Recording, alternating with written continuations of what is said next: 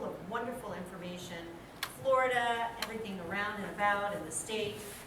Cathy Salustri lives in Gulfport. She and her husband recently purchased the Gulfport Gabber, which is their newspaper in Gulfport, their local newspaper. And for those of us that like to read it, we're happy that they did because it would have gone away, and we hate to see those small hometown papers disappear. She also runs Explore Florida program at Osher Lifelong Learning Institute, which is OLLI at Eckerd, and I think she's going to talk about that this evening at Eckerd College. They have a lot of they have a lot of programs. They have a lot of programs, and it's a wonderful, it's a lifelong series that you can become a member of. And typically they're almost all at Eckerd campus, and they're wonderful, from everything to everything. They're full of lots of great information. She is very involved in that and many other things in our community. Tonight, Cathy's going to share her latest book, a travel narrative about retracing the WPA-era driving tours of Florida. The book is called Backroads of Paradise, a journey to rediscover old Florida. So if you would welcome Cathy Salustri.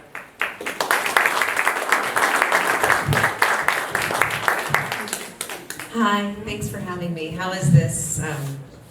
Okay, good. I can move it, but not too much. So I was here to talk about my first book, Backroads of Paradise. I know some of you came up to me and said you read it. I saw a copy hanging out there. It was a lot of fun traveling through Florida, and that was a narrative where I got the 1939 guidebook that was created during the Depression by the Federal Writers Project, and the original guidebooks went through every state, and they traced and outlined and explained to people what you would see if you drove along Florida or whatever state's main roads. Well, after the Depression came World War II, and after World War II came the Eisenhower interstate system. So what happened was these main roads became the back roads, and that's my first book. I retraced them. It's a travel narrative about what you would see along these back roads. The first book kind of led to the second, which a more diligent writer probably would have had done by now, but I don't know any diligent writers, and I work with a lot of them. It's okay. We're expecting a publication date fall of next year, and the working title is The Florida Spectacular. And the reason this came out of the first book was that, well, the first book we put about 5,000 miles on a camper driving these roads in Florida. We didn't go on the interstate except for once when we were on our way out of the state and we were tired and wanted to get home. And you didn't see a lot of this guy along those roads. Everybody's heard of Florida Man, right? This is the big joke.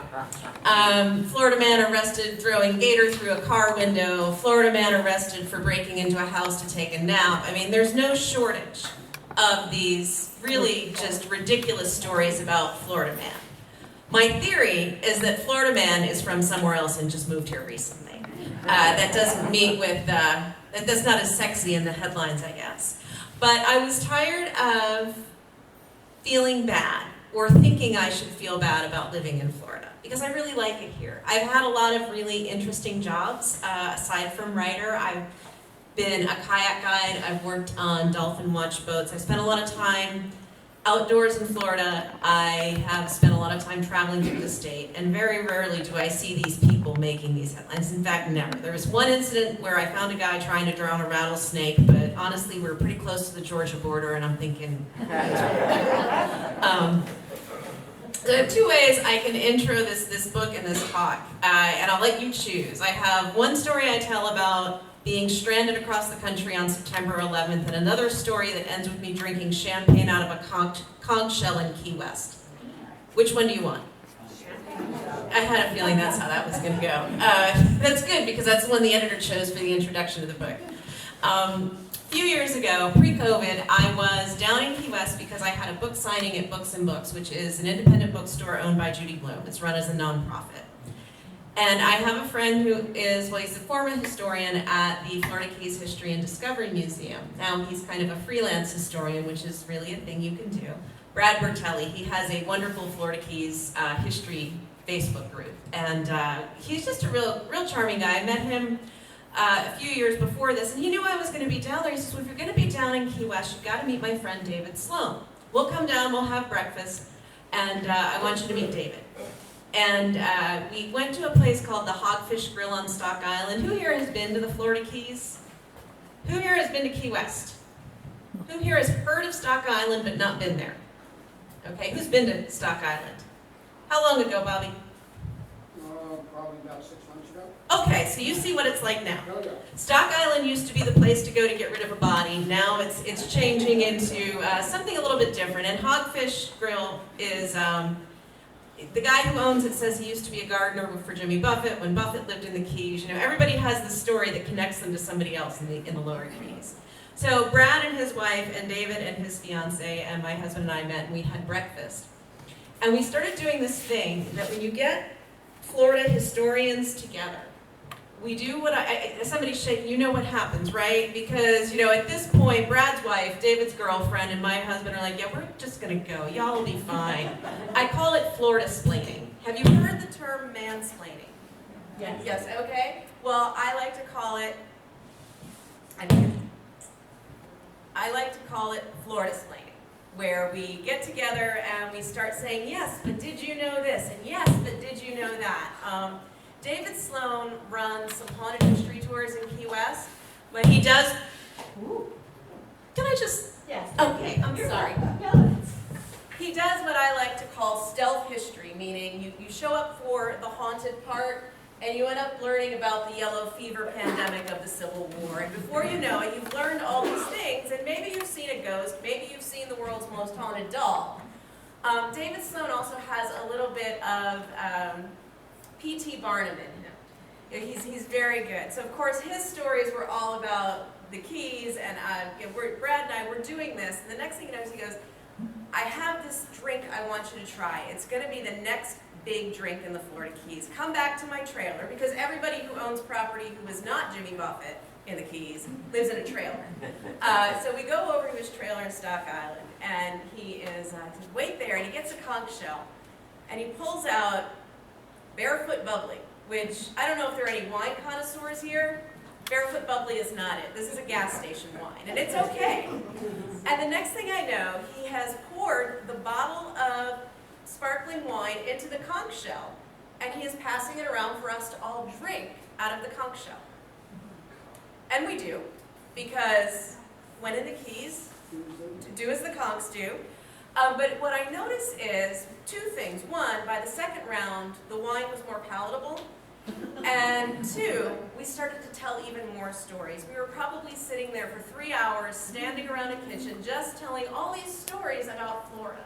And there were all these great stories about Florida. We talked about the railroad, we talked about the Seminole tribe. Not once did any of these stories talk about all the stupid stuff you read in the news. I thought, well, this could probably be something other people would want to know. And so while I cannot bring you a conch shell filled with cheap wine, although I wish I could, I can give people these great stories. And so that's where the Florida Spectacular comes in, because there is a lot of weird in Florida, right? Carl Hyacin has this quote that the Florida in my novels is not as seedy as the real Florida. It's hard to stay ahead of the curve. Every time I write a scene I think it's the sickest thing I've ever dreamed up, it is surpassed by something that happens in real life. And certainly if you go looking for that, it's true. You have a hammer, everything's a nail, right? But in 1939, at the beginning of the WPA guidebook, the president of the University of Florida described Florida a little bit differently. And he said, Florida, the southernmost state, because it was at the time, is frequently referred to as the last American frontier. 4 centuries of varying culture under 5 flags may be noted as one is guided through the pages of this book, from quaint old St. Augustine to metropolitan Miami, or from the exclusiveness of the antebellum Tallahassee to the exclusiveness of modern Palm Beach. I like that description of Florida better. Why, though, do we get this bad reputation? Well, I think it goes back to the Revolutionary War and the times before. There's a chapter in my book called The Accidental in Occidental Florida. if you went to, did anybody here not go to grade school in the United States? Okay. May I ask where you went? Cuba. Did they discuss the Revolutionary War? Maybe. I would not think so. That's okay, because we all got the wrong version too. We were told there were 13 colonies and they all united against each other to throw off the shackles of the monarchy. They neglected to mention that there were more than 13 colonies. We only learn about the ones that decided to go and revolt against the king. Florida, of course, is the oldest part of the United States. We were settled in the 16th century by the Spanish. The first Treaty of Paris in 1763, Spain had to turn Florida over to Great Britain. Now, Britain looked at Florida, which at this point in time ran all the way to the Mississippi River. And right there, all that purple, that was West Florida, and all the orange was East Florida. And that is because the British took a look at all that and they said, oh, there's no way we control that all as one. We've got to split it into two. So they did. Fast forward, I don't know, a decade or so, people are really not happy with the monarchy. And throughout the colonies, people are talking about, we're going to have a revolution. And if you remember grade school, we were taught to believe that we all got behind this and everybody united and fought the British, and it was Paul Revere and just all this loyalty. But it leaves out that there were a decent amount of people in these colonies, not just the Florida colonies, but throughout the colonies who said, you know, we kind of like the crown. We're loyal. We don't want a revolution. And so when the colonies start to sign the Declaration of Independence, East and West Florida says, we're good, thank you. And a lot of the loyalists to the crown actually went either to Florida or up to the provinces now, up to what are now Canadian provinces. Now, of course, the British did not win the war. So history is written by the winners, and when we tell the story of the American Revolution, we leave out that there were any people at all, that were not in favor of this, and that a lot of them moved to Florida. I suspect that this is one of the reasons we get a little written out of history. I think it's some kind of jingoist punishment, if you will, for not wanting to trounce King George. But there were two Floridas. It was really quite a concern for the new United States throughout our history, not just with the Revolutionary War. Who here really is a War of 1812 scholar? Is anybody? No one ever raises their hand at that. Who remembers the Johnny Horton song about the War of 1812? We fought once more and the British kept it coming. Did you ever think about how weird it was they were down at the Gulf of Mexico? Why was Andrew Jackson down at the Gulf of Mexico if the British were way over fighting, from the Atlantic? They were down at the Gulf of Mexico because Florida was still not part of the United States. Florida was, after the Second Treaty of Paris in 1783, Florida went back to Spain. And at this point, by the War of 1812, this new United States was absolutely petrified that Spain and Britain were going to present a united front and take the United States back from the South. They were also very paranoid about the Canadian provinces that were held by the British at this time, but this is a Florida talk, so I'll stick to that. Very interesting. There's a whole other talk I give about the Seminole Wars and the invasions that Presidents Monroe and Madison, some of the invasions that they secretly ordered to get into Florida to try and get control of Florida. Florida has been, despite our publicity, a very desired piece of real estate. So don't let Florida man fool you. That's our early history that most people don't know. Did my computer go to sleep? Because I can't advance the slide. It must have.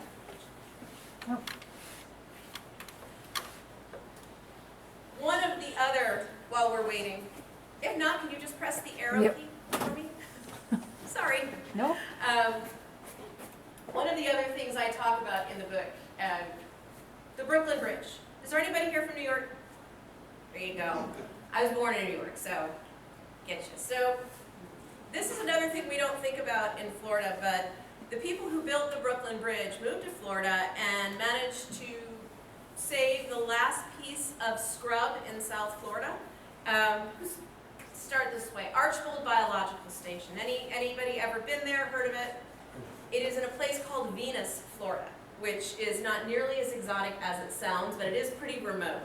And it's just northwest of Lake Okeechobee, near the swamps of south central Florida. And I tell people it's a desert of sorts. It's the Florida scrub. Is anybody familiar with the Florida scrub or the idea of it?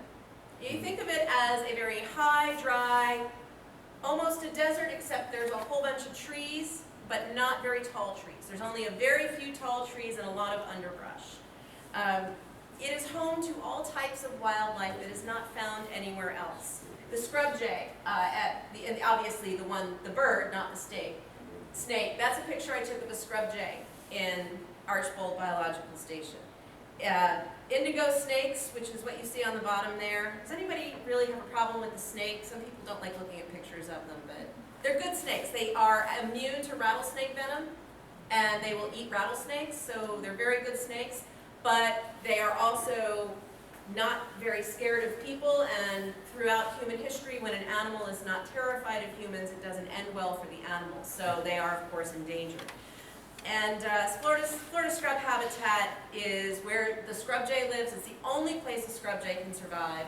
It's one of the only places anymore you'll find an indigo snake, an eastern indigo snake. Gopher tortoises, of course, are very endangered. They all call this little palm tree desert home.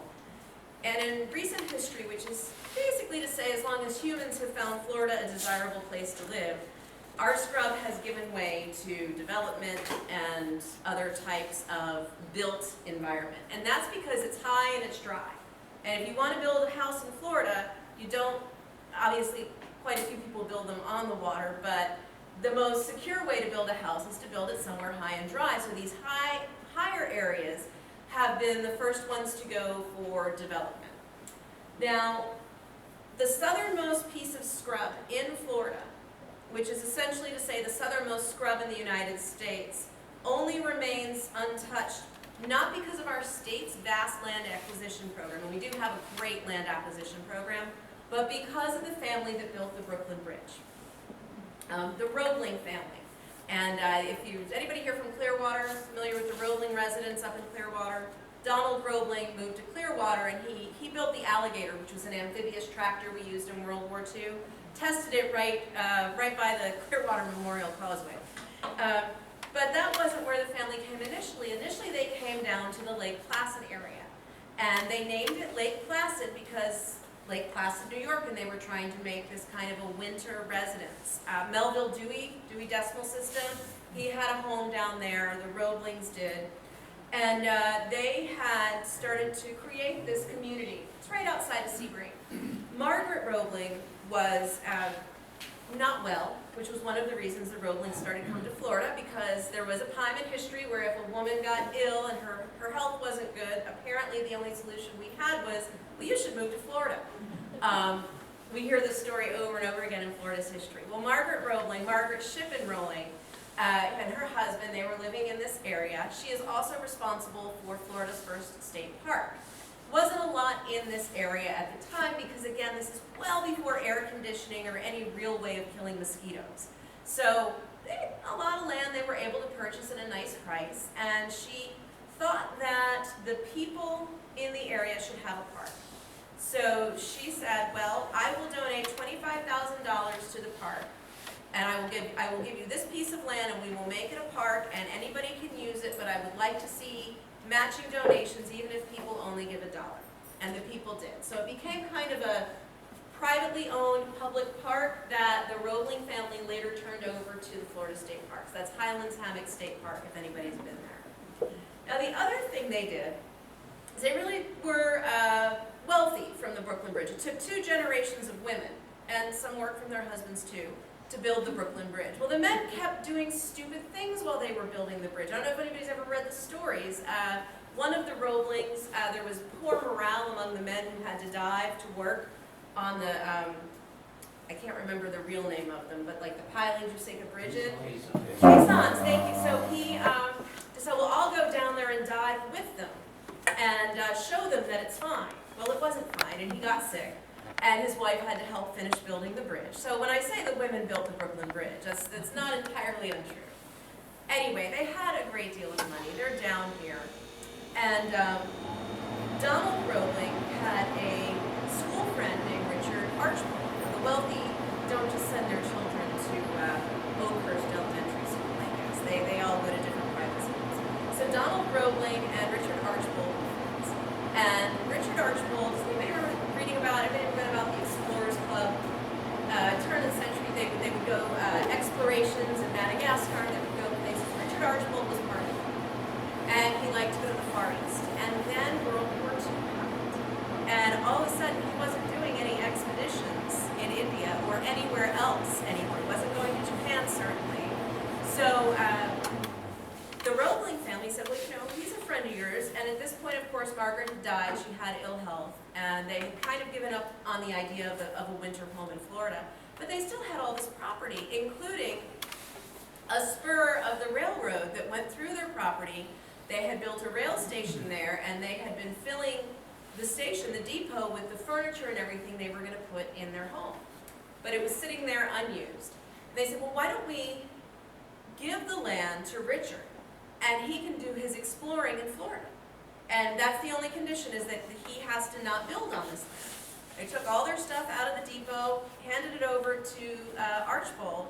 It is still a privately owned piece of land. That train depot still stands, and each little office is now, there's an ornithologist, they have an entomologist, they have all kinds of wildlife biologists there. They have the last piece of scrub. They are doing a lot of research with cattle. They are doing research on just different animals that we don't publicly have the money to fund. I'll give you an example. Dr. Mark Derip, I think that's how you say his name, has done research on red ants down there. And if you think research doesn't apply to your everyday life, he got a call from a cattle rancher who said, I figured it out. Fire ants will not cross a barbed wire fence. And so he says, okay, well, I got to see this. And there's this whole very lengthy report buried on their website that you can read. He goes to see the cattle rancher, and he did notice that inside the pasture there were fire ant colonies. Anybody who's lived in Florida for any amount of time knows when you see a fire ant mound. And on the other side of the fence, there were none. It was not the barbed wire. I know, but wouldn't that be great if it were? It also keeps out neighbors. After much research, what he figured out, and we should have figured this out much sooner, is that fire ant colonies, they come in, they're invasive, and they come in and they overtake the native ant colonies. But they need flat, level ground to do that. Well, the grass that we use for our yards, the grass that we use for cattle grazing, that is all evening out the turf and making it flat and level. Right on the other side of that barbed wire fence was all the natural Florida grasses. Fire ants cannot establish a colony in that. So I read that and I thought about it. And our yard has no turf grass. So I went outside and I looked around and I thought about it. We don't have any fire ant mounds. So maybe this ant biologist was onto something, but this is the type of research they're doing there. They are also doing research trying to save the scrub jay, which is one of the most, according to the Audubon Society, one of the most endangered birds on the planet. There's a great book by Dr. Mark Walters about the scrub jay in Florida. It's called A Vanishing Species, I think. It's really struggling to survive, but because of Archibald, it's one of the places that all this research is happening. And also, if you don't want red ants, go home and kill all your grass and plant Florida grasses. It'll be fine. Let me see if we've gotten a connection back here yet.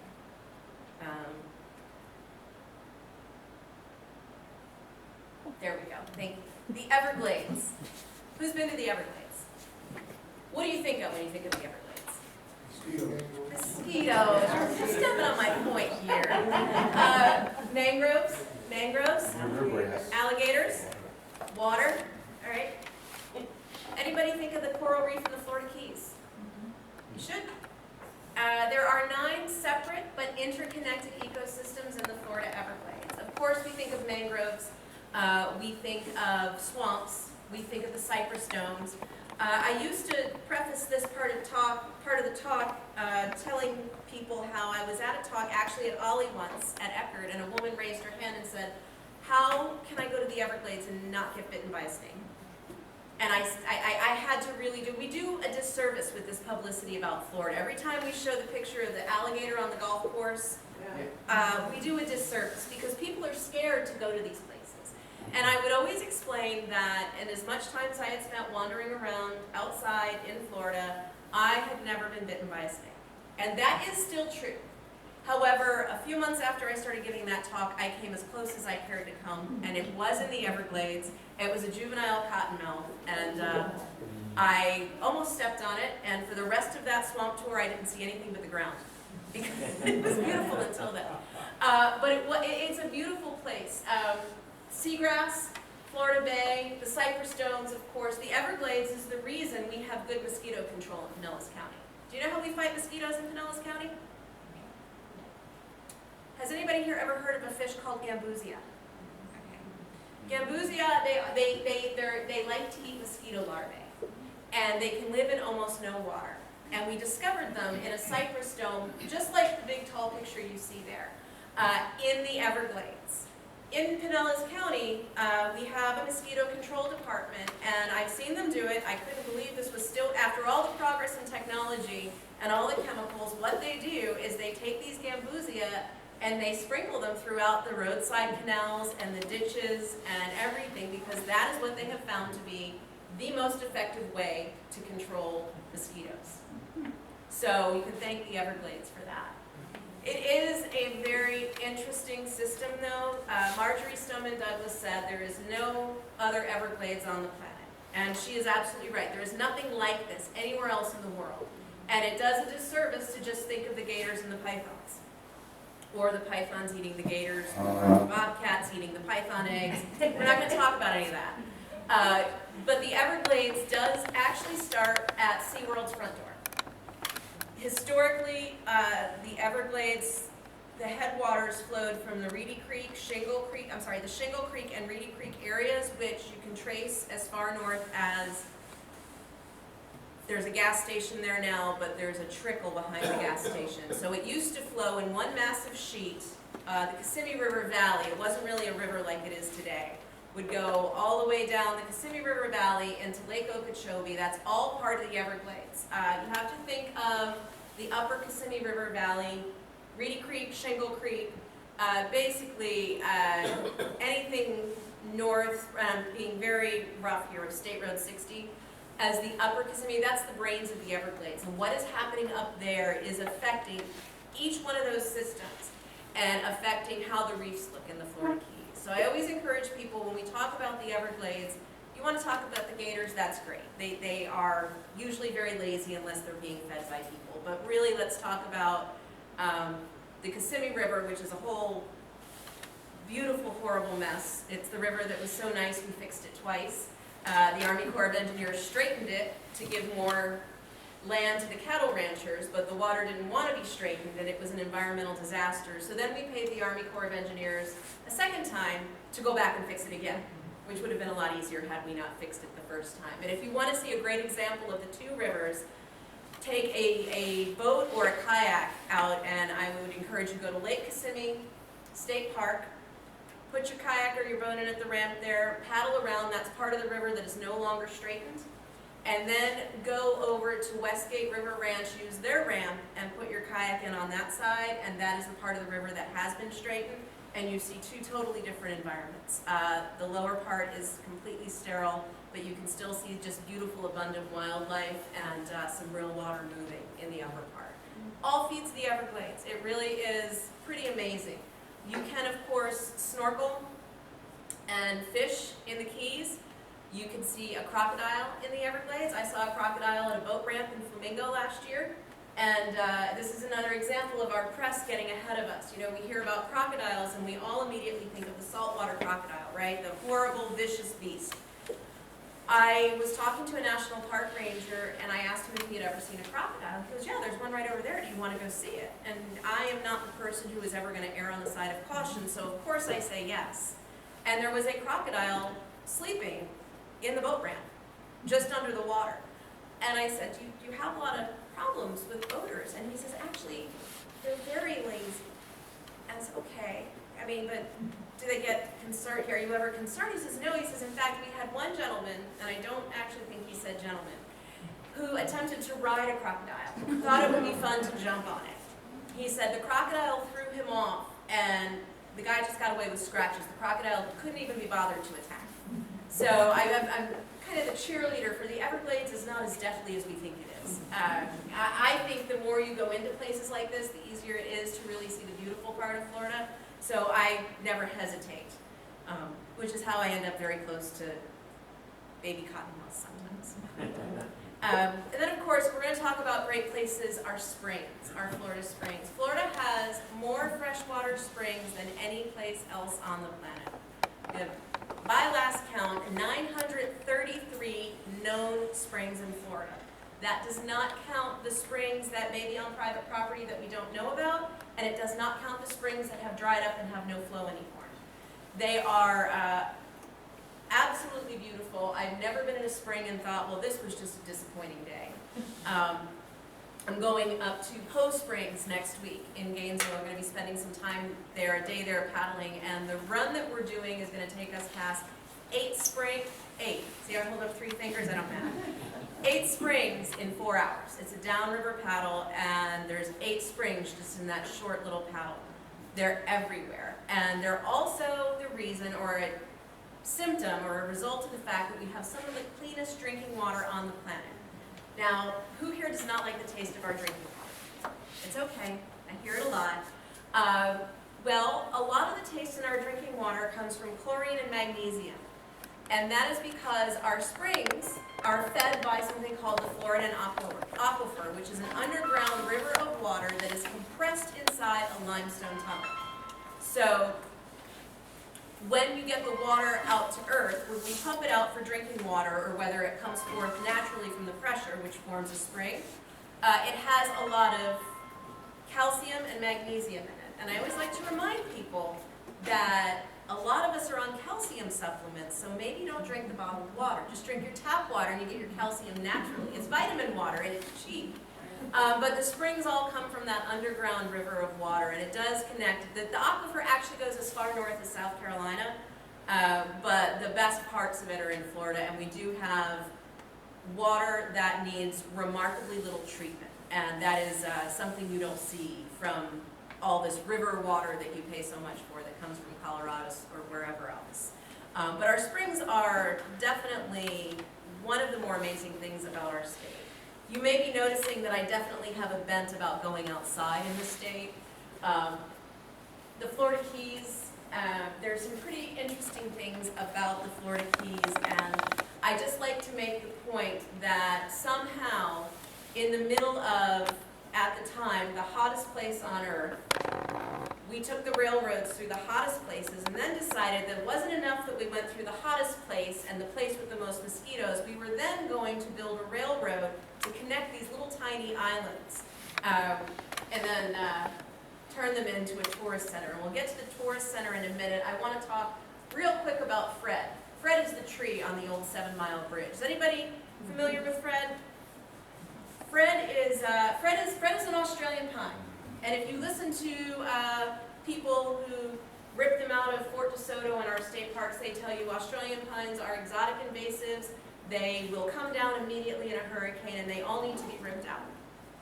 I first noticed Fred when he was much smaller, was 2003, and I took a road trip down to the Keys, and I noticed there was a tree growing out of the bridge.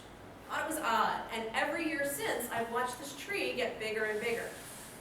After Hurricane Irma, my husband and I had been assigned to write a piece following up 6 months later. And it was a road trip to the Keys. It was really just a tough job. But we're driving down, and as we're approaching the 7 Mile Bridge, my husband says to me, "Do you think your tree will still be there?"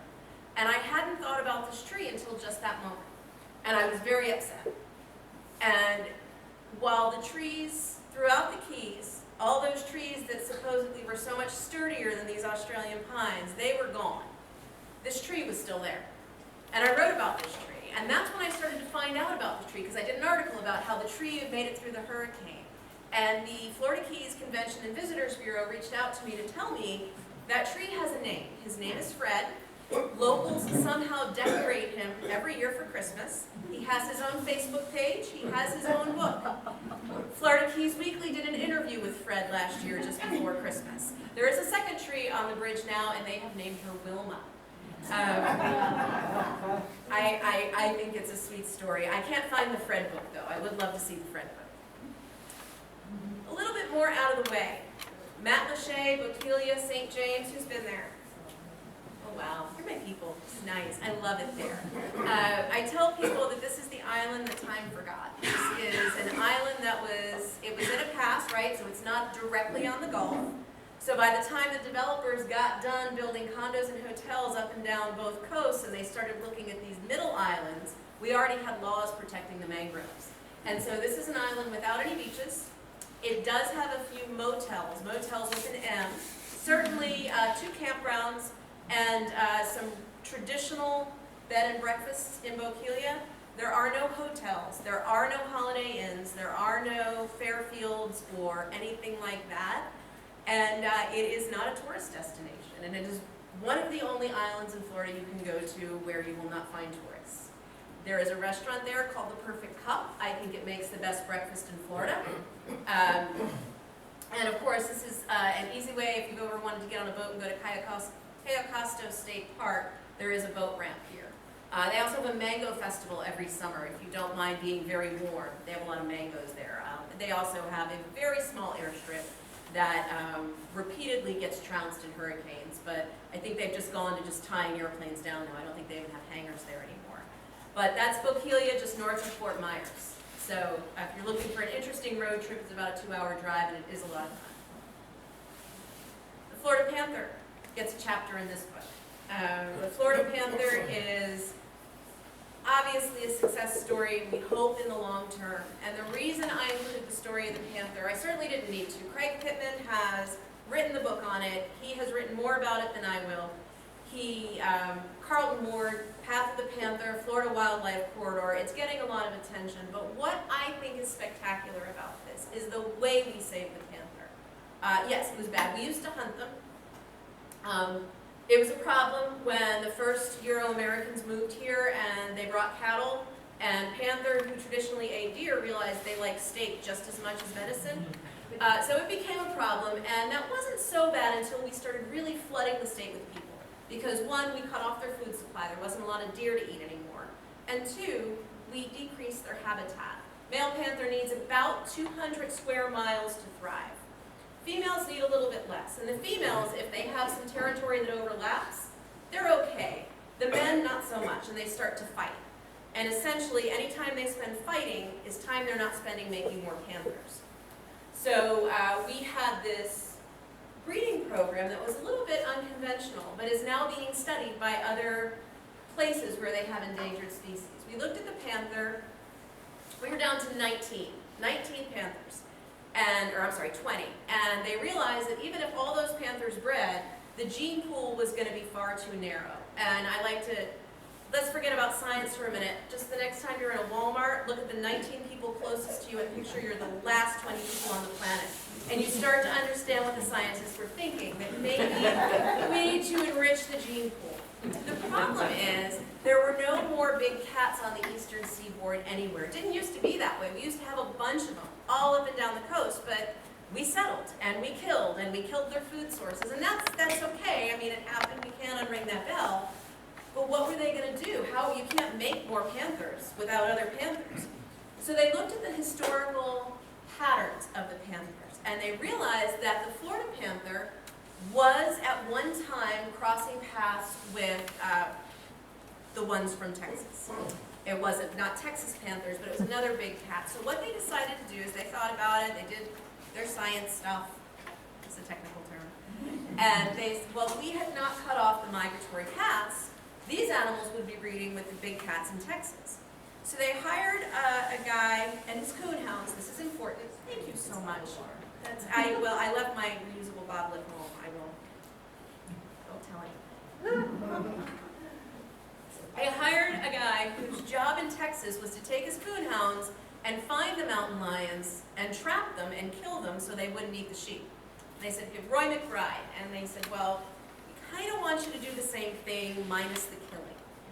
And Roy McBride got his coon house. First they had to figure out how many panthers were left, because there were people who actually said panthers are extinct. They're gone, let it go. And so the first thing Roy did with his coon hounds is he determined that there were still panthers. The coon hounds found the scent. Can anybody here own a cat? So you know when a cat has gone to the bathroom, right? So that's basically what the coon hounds did. They found the scent of the cats, so to speak. And so then the next job was for Roy McBride to go back to Texas with his coon hounds and capture, I believe, 9 of the big cats. They introduced those cats into the South Florida area, collared them, of course, so they could get them back.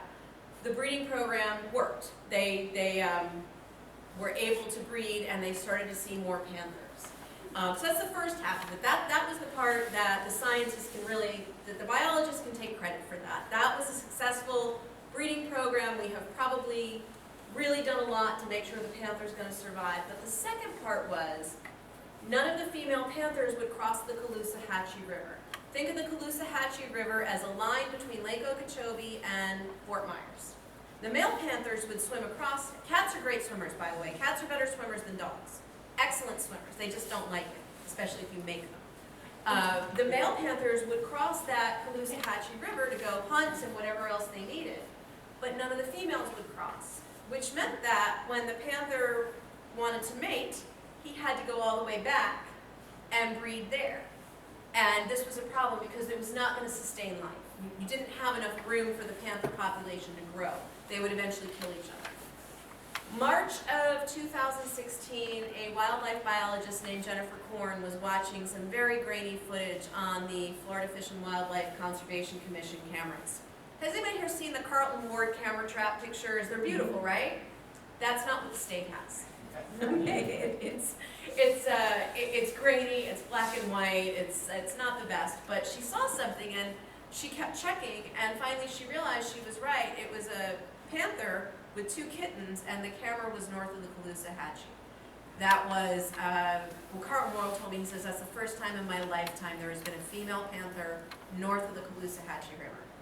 And that is probably more of a sign of success than anything else we've done, is the fact that we have reintroduced the panthers in a fairly non-traditional way, and now they're taking it from there. So hopefully one day we will once again have panthers in Pinellas County, and hopefully they beat the pythons here.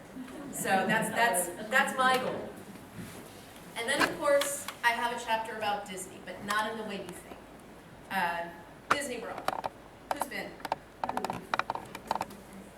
I know Disney's very political right now. We're not going to talk about that. Instead, I want to talk about the one place you can go in Disney that's free, and that's the Disney Wilderness Preserve. Has anybody been there? Disney Wilderness Preserve? So we have this idea in Florida that we're going to find a way to legislate the land and save it. And it's not as effective, I'll admit, as we could be. But one of the things we do is that we have mitigation programs. Anybody have a retention pond in their subdivision? That is an example of mitigation. That is something that we compromised with laws a long time ago and said, well, if you're going to take from nature here, you have to give something back.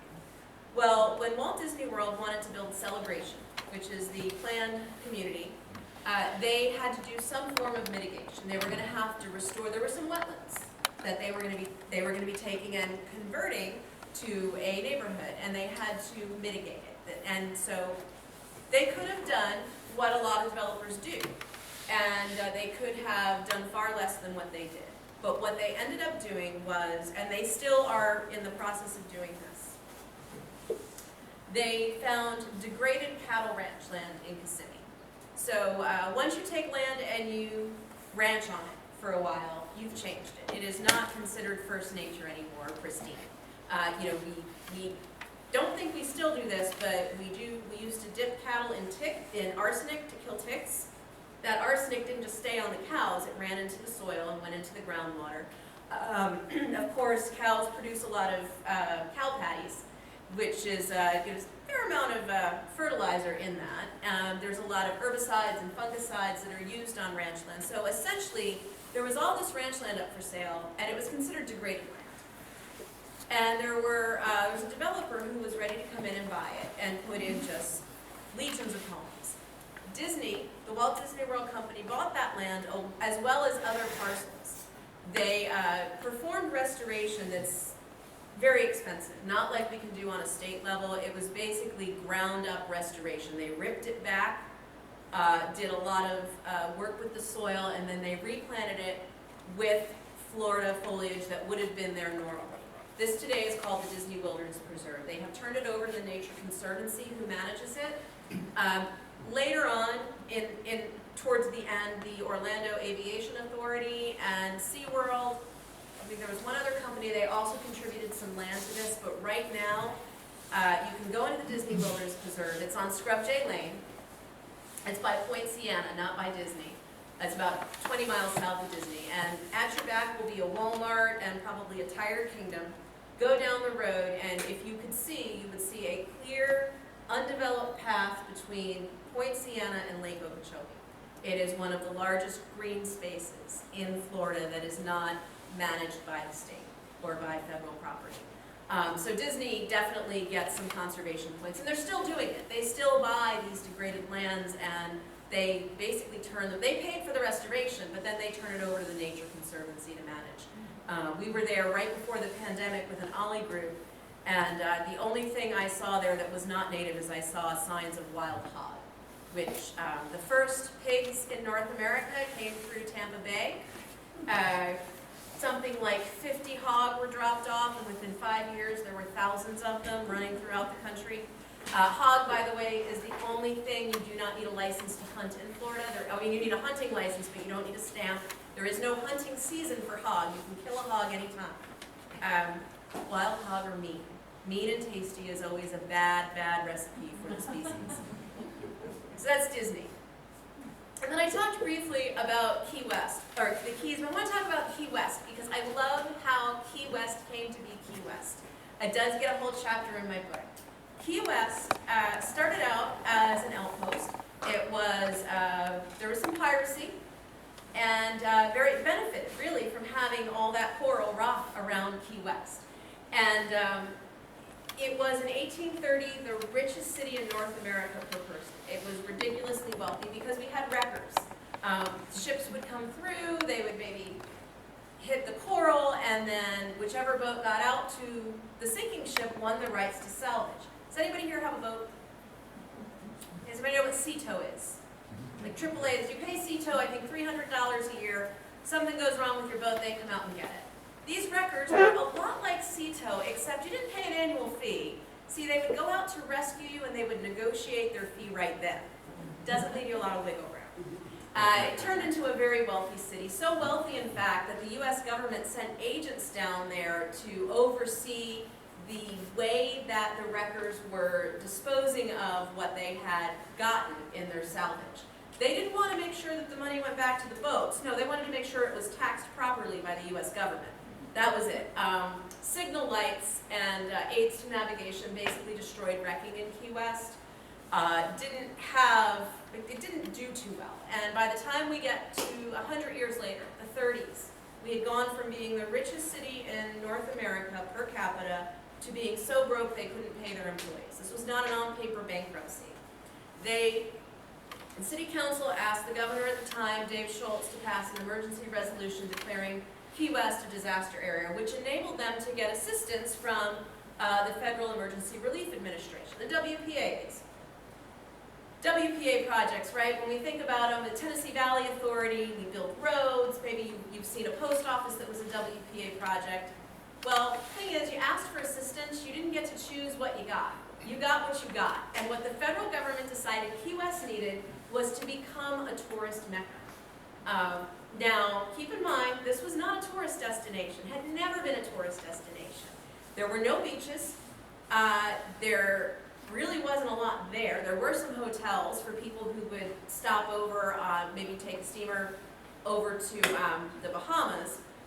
But it wasn't a tourist destination. They were going to make it into a city of the arts tourist destination. The other problem, though, is there were no artists in Key West.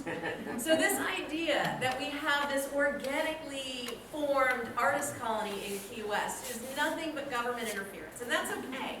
it wasn't just Key West who was broke in the Great Depression. Artists were broke too. So the WPA found the out-of-work artists, and they sent them to Key West. And they said, we want you to paint murals. We want you to they had them create a guidebook for Key West. We want you to hand color brochures. We want you to do paintings. And then whatever they couldn't import, they trained the locals to do. They took these fishermen, these Bahamas descendants and fishermen and ex-Confederate supporters and their descendants, and they taught them to make fish scales, take tarpon fish scales and make jewelry. They taught them to take palm tree fibers and make rugs. They did a week-long Festival of the Arts, which I'm not sure, but might be Fantasy Fest today. But what they did, in a nod to the island's history, it culminated with a performance of Pirates of Penzance. It was a complete experiment. It was, we're broke, we don't know what else to do. They built the sewers, the locals helped clean the streets, they did everything they needed to get people down there. And the weirdest thing was, it worked. This completely manufactured idea of Key West as a tourist destination took off. The island's economy does not have the same problems now. The biggest problem they have now is that no one can afford to live there. And city planners across the country study this as a good example of planning. Not the only city, they also study John Nolan's plan for St. Petersburg too. Very different, we didn't import artists to St. Pete. Key West is a fascinating place with a great history.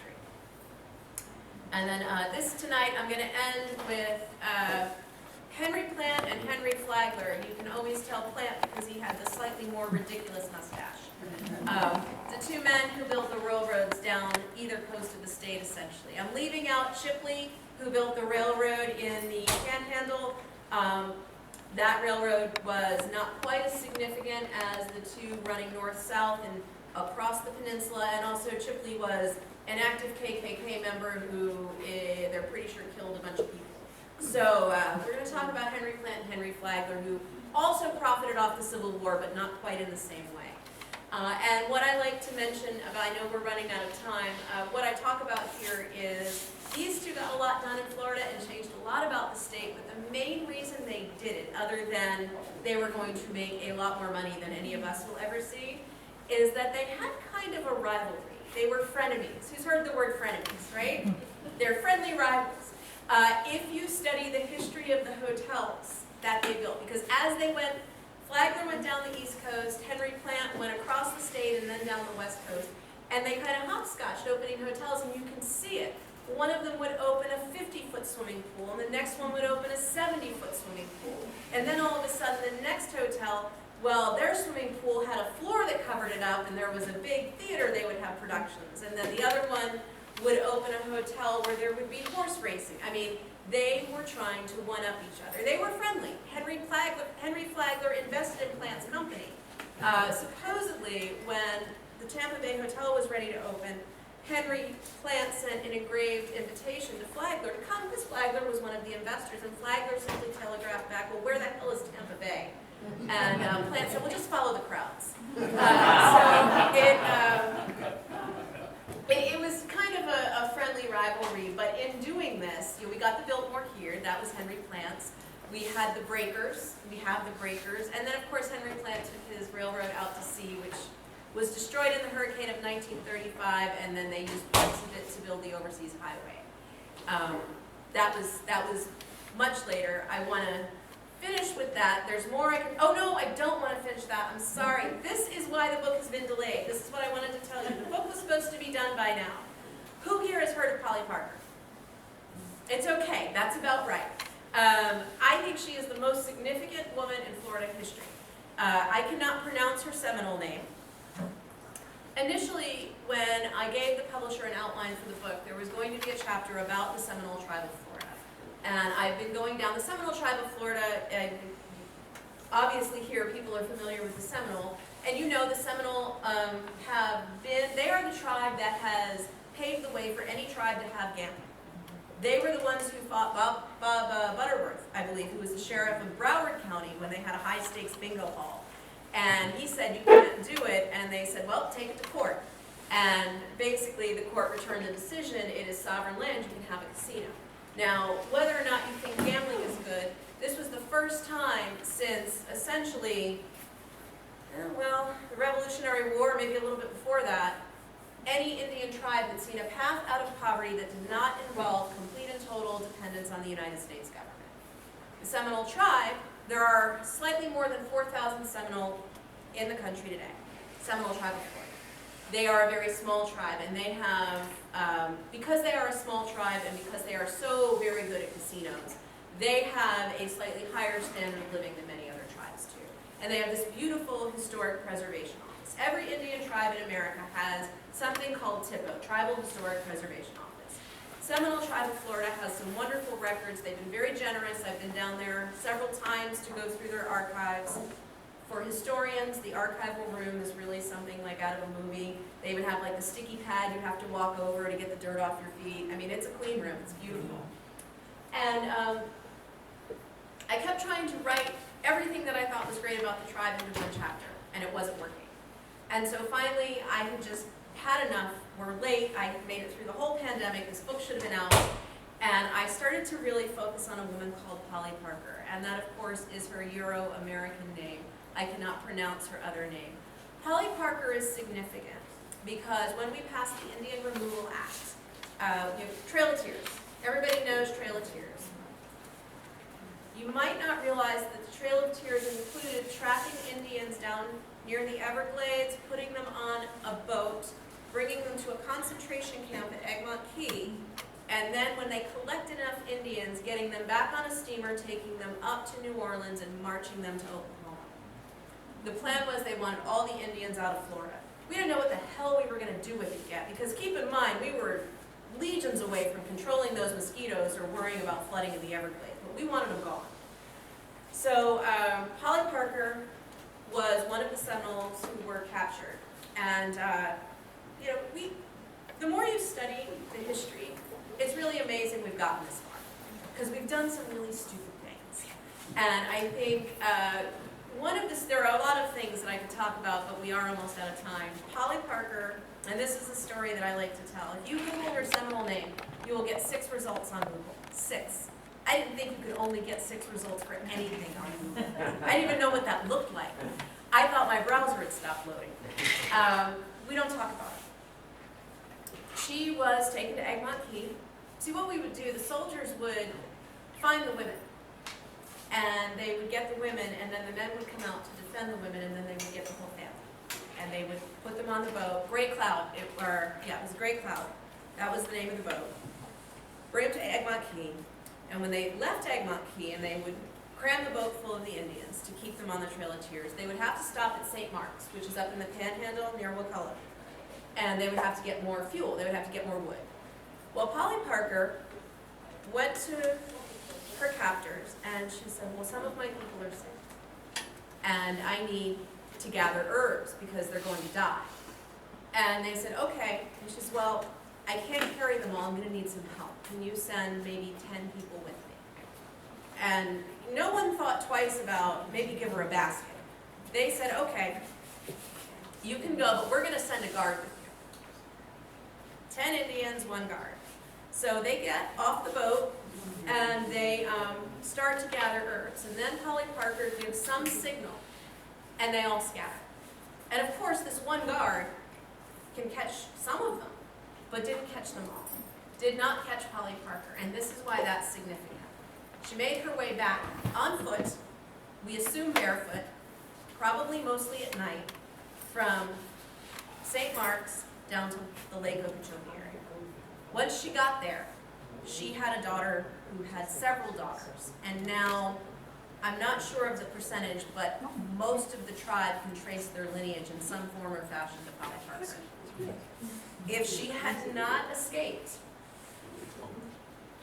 the Seminole tribe would likely still exist. She wasn't the only progenitor of the tribe, but it would not be as large as it is, and it's still a very small tribe, and it certainly would not have been able to go on and do some of the things. It's possible there never would have been the issue of casino gambling, which would have changed the game for every other tribe as well. I think she's probably a remarkable woman. I can't imagine, I mean, it's easy to say, she went barefoot at night, but let's think about 1850s Florida. And forget about the snakes, forget about the gators. Let's think about the sand spurs and the biting midges. I mean, that alone, I can't stay outside in that for more than 20 minutes without losing my mind. I mean, this was just a sheer desire to survive. I think she's one of Florida's best stories. The chapter now focuses on her. There's a little bit more to her story. As I mentioned, I'm out of time, and I see there's cookies. So I don't want to keep you longer. I am happy to answer any questions. I love coming out here. I would love to be back again. So Maybe in the book. yes, well, I do. If anybody wants my old book, we're dealing with a shipping delay now. So if you want to buy one tonight, I'll ship it to you for free. But the new book won't be out until February. However, I have two things over there. One, I have a monthly newsletter if you want to sign up for that. And I talk about Florida things. I can send you all over. And I have a weekly podcast. And I don't have a link to that, but I do have a giant QR code you can take a picture of with your phone, both called the Florida Spectacular, because I think it's important we remember that Florida is so much better than Florida. Thank you.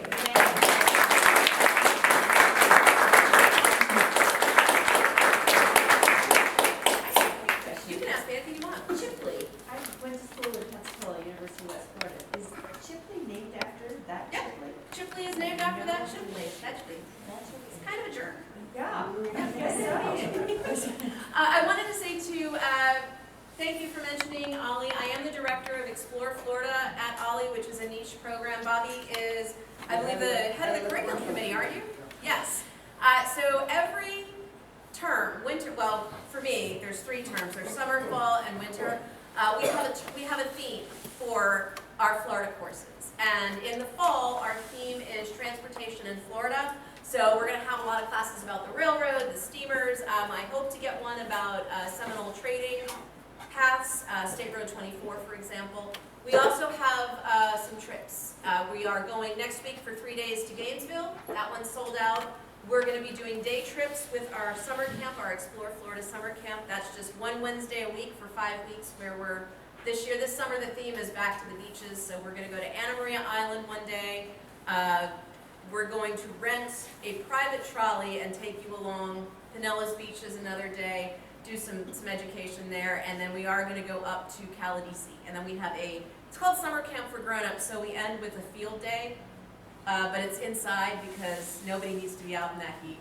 And we have Florida type contests. And then it looks like we're going to be doing every fall in addition to the courses, we have a book club. And we also have something called the Taste of Florida Supper Club, where you don't need to be a member if you're curious. You just meet us a different place every month, and we talk about Florida stuff, and you can decide if this is your people and you want to maybe learn more about the program. We're doing, it looks like in November, we haven't finalized this one, we're going to be doing a cabin trip. We did this last year at Lake Louisa State Park. Anybody ever stayed at a Florida State Park's cabin? Okay, so you know they're not exactly rustic. They have dishwashers. The only thing I've not found in them are ice makers. We did it at Lake Louisa. We'll be doing it again, it looks like, at Fanning Springs State Park with a day trip into Cedar Key. The whole point is to give people a deeper insight into the state and let you meet people who also think Florida's pretty great and want to learn about it too. Bobby, I can tell you have something you want to add. Yeah, in addition to Cathy's wonderful lectures, she also brings in really class instructors, like Craig Pittman, like Brad Bertelli, etc. So I mean, Cathy puts together a phenomenal program. It's very well worth your endeavoring to join Ollie's Floridian program. And the people are fun. The most fun I had, we did a day trip last year for summer camp to Myakka River State Park. And that was during the Depression, the CCC, Roosevelt's Tree Army, you know, the Civilian Conservation Corps, they had camps all over the state. Well, there was only one camp for black people, and it was at Myakka. And they knew this. Of course, everybody on our trip knew this. So we went on they have a boat ride at Myakka. You do a boat tour, and they went on it.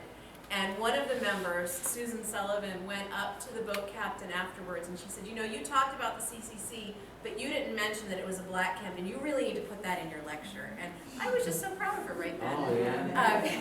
That's O-L-L-I-E.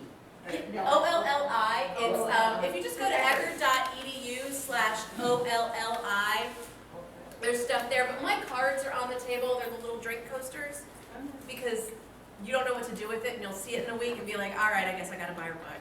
But it has my email address and I think my phone number on it, so if you have any questions, I'm happy to, I didn't mean to make that a commercial, but No, it's okay. it's just a lot of fun. If you like Florida stuff and you like the programs here, it's kind of an extension of that sort of thing. And if you're not familiar with Ollie, there's no tests, there's no grades. A lot of times there might be a little wine, but that's usually after the classes, at the book club. Please join us and please ask me any questions. Thanks again for coming. I'll stop. Thank you.